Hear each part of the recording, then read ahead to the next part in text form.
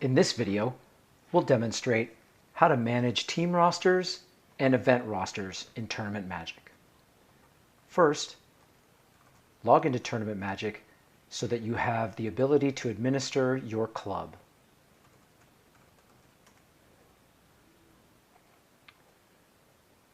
Once in the club, click the Club Admin link, and now you have two different ways to look at your teams. You can either click the Teams button at the top center, or you can see the Teams box on the left-hand side and click on any of the teams in either place. You will be brought to the team dashboard for that team. You can see here that this team, 17-1, has already been entered into two different events. Now, before we create event rosters, we're going to create a team roster by clicking on the Team Members/Roster button. This roster is a master roster that is not submitted to events for competition. The advantages of having this master roster include things like being able to put players that only practice but don't go to competition, or players that only spend part of the year on your team. Another advantage is that you can change staff from one event to another. So now let's add players to our roster. I'll click Show Eligible Players, and all the players that are within a year or two for this team will be shown. You can see here that the order is listed first by birth year and then by last name. In the right-hand column, the season column, you will see one or two age ranges. You can see here that what that represents is the seasons for which the player in question is eligible to be on the roster. For players that are listed as 2011-2012, they are only eligible to be on this roster for the current season. For a player that's listed 2011-2012 and 2012-2013, they can be on the roster for both this season and next season. It's another way for you to understand how old the players that you're putting on the rosters may be. So I'm going to add the first 6 players on this list, and they are going to be on my roster for this team. I'm going to select uniform numbers for all 6 of them.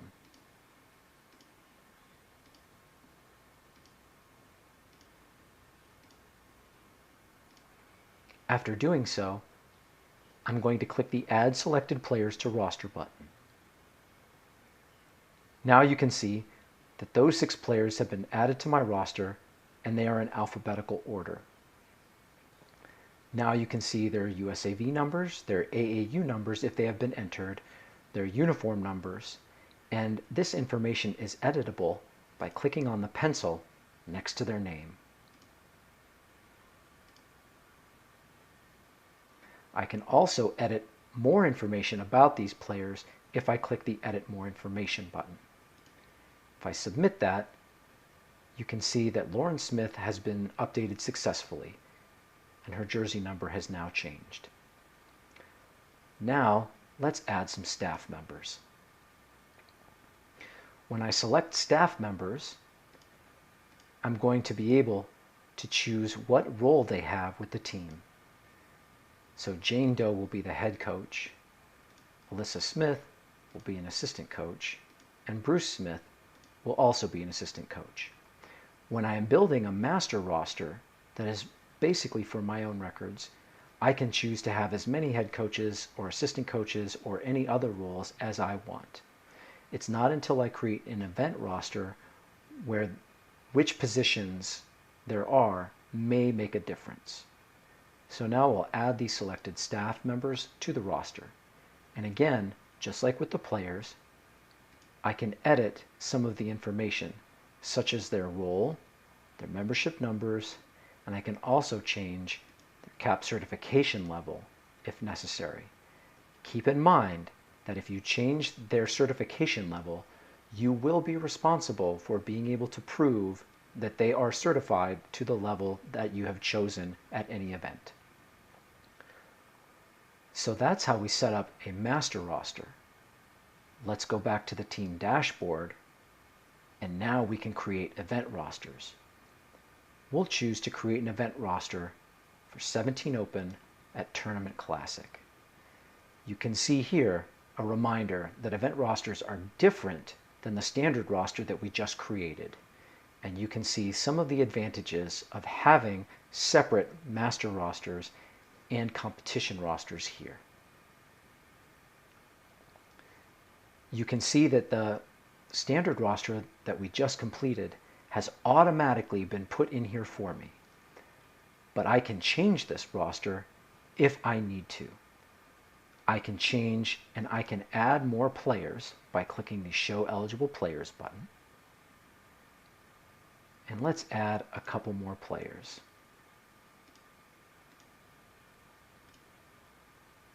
I will add those players to the roster. And let's add a couple more staff members as well.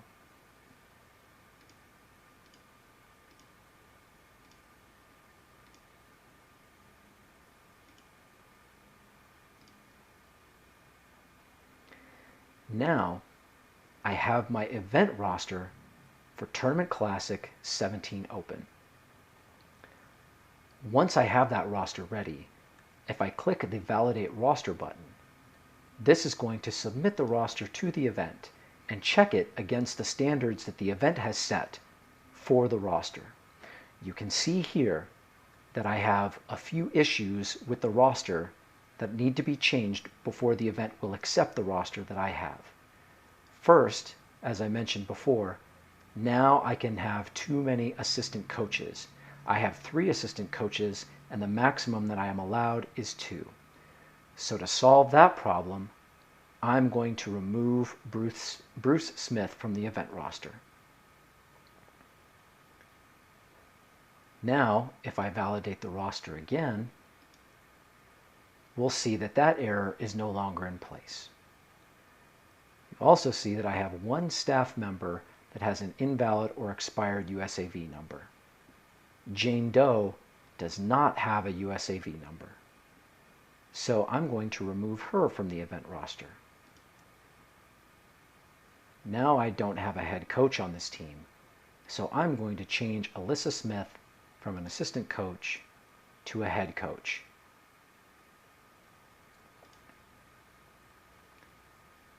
Now the only errors remaining are a certified official and a certified scorekeeper. Keep in mind that not all events will have the same roster requirements. But for the sake of the example, we want to show you as many of the different errors as possible. So what we're going to do here is we're going to say that Lauren Smith is a certified scorekeeper. Again, keep in mind that if I check this box saying that she is a certified scorekeeper, I may have to prove that she is when I check in for the event. I also need an official. So we're going to make David Smith a provisional official. Now I'm going to validate the roster again, and you can see here the roster was successfully validated and submitted to the event. As you saw, any changes that I make will remove this information and ask me to validate the roster again. That way, if I need to make changes to my event roster prior to the event, but after initially submitting it, I am able to do so.